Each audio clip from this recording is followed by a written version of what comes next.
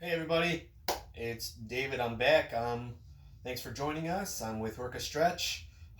Just wanting to share some information with you. We're going to talk a little bit about one of my favorite movements. I believe it's super great to learn how to do this. Hopefully, we can do it here together. I'm talking about the Romanian deadlift or the good morning. Some people just can call it hip hinge, which basically that's what it is. And so basically, I'm going to let you take a look at what I'm looking at. We're going to have to use our imaginations here a little bit.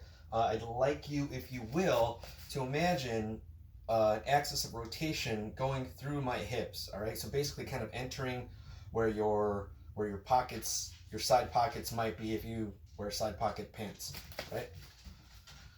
So imagine a pivot going through here.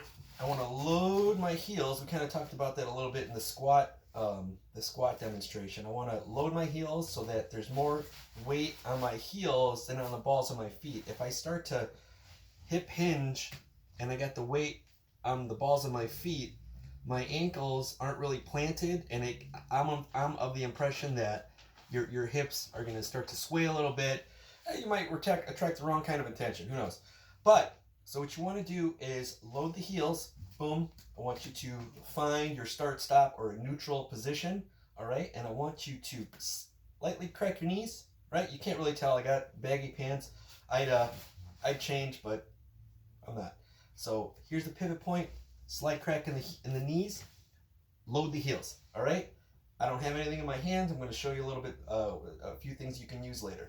All right. Here's the initial movement. Boom. You can put your hands up, right? I want you to look and see. I still have an arch on my lower back. Okay, so that's what's referred to as a secondary curve. Another secondary curve is in our neck, right? I'm going to drive my glutes. I'm going to use my glutes, and my hamstrings are going to pull. The hamstrings are going to pull down the ischial tuberosity and bringing my hips back to neutral. My rectus abdominis can assist pulling my hips from the front up. Basically, it's forming a forced couple. We'll get into that later in the week when we're running out of easy exercises to do. All right. All right. So, give me a second.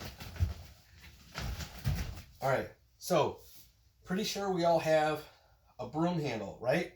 So again, we're not going to load it just yet. There's a lot of ways you can load it, and if you're already advanced, that's fine. You're probably way ahead of the curve. So I want you to take this for the good morning, right? Place it on your back. All right, so I want you to place it not on your neck, not at the tippity top of your traps, on the middle of your top trap, and I want you to bring your elbows down and forward. All right, that helps keep your T-spine nice and tall. All right, I'm bringing my elbows downward and forward a little bit, and I like to keep my wrists straight and keeping my torso basically nice and locked up. So you pulling down like this, it turns on your lats, it turns on your pecs, it turns on some of the muscles in your rotator cuff, and it keeps you nice and solid. All right, I'm pretty solid, trust me. So what we're gonna do is we're gonna pivot through here, not so much on our knees, but right here. Boom, boom. All right. So imagine, if you will, a nice axis of rotation right here. I'm loaded here. My elbows are down and forward, loading my heels, cracking my knees, pushing my hips back, and on the way forward, it's kind of like a plane taking off. All right. My hips are coming up and coming back to neutral. All right. Hips down and back. So pushing back, forward. I'm keeping about 60% of the weight on my heels. Boom. Back is straight. We don't want to be here. We want to be here.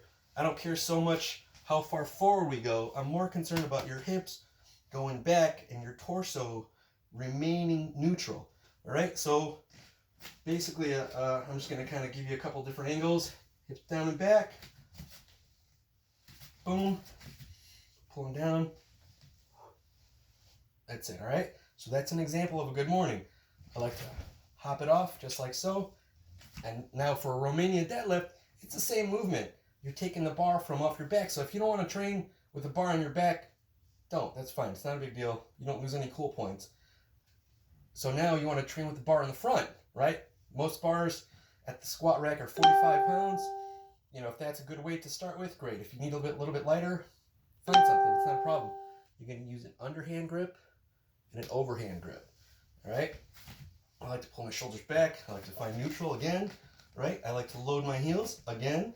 All right. I'm pushing the bar against my thighs.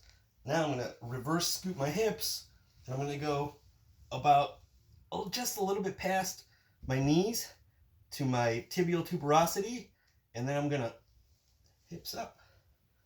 Right? And what I meant when I didn't mean to say hips up. I meant hips forward, drive your chest up. Right? So boom, boom, boom, boom. I'm looking for neutral. I'm not rotating my hips at all. Boom, boom. Super simple. I'm going to give you a real quick another pretty easy one. You don't need anything. You need even less than a bar. All right. So I'm going to find neutral. I'm going to stand up. This is my start-stop position again. Turn on my abs. Load a hip. Get this leg out of the way. I'm going to start to pivot. I'm not going to rotate. My hips are keeping me from rotating. So, boom. Right up. I'm trying to keep the arch in my foot. Now I'm going to kind of turn a little bit so you can kind of get different angles. Try to keep this leg straight. Boom, boom. All right, so I was a little wiggly. I don't typically rotate while I do them. I was trying to be cool. So that's one more little option for you. I would refer to the warm-up first. That's going to keep you from kinking stuff up. Keep your abs on. Breathe in through your nose, out through your mouth. And sooner than later, I'm going to go ahead and probably do some pelvic floor stuff because that really assists with strengthening the core. And hey, we got nothing but time. Let's get it done. Thanks, guys.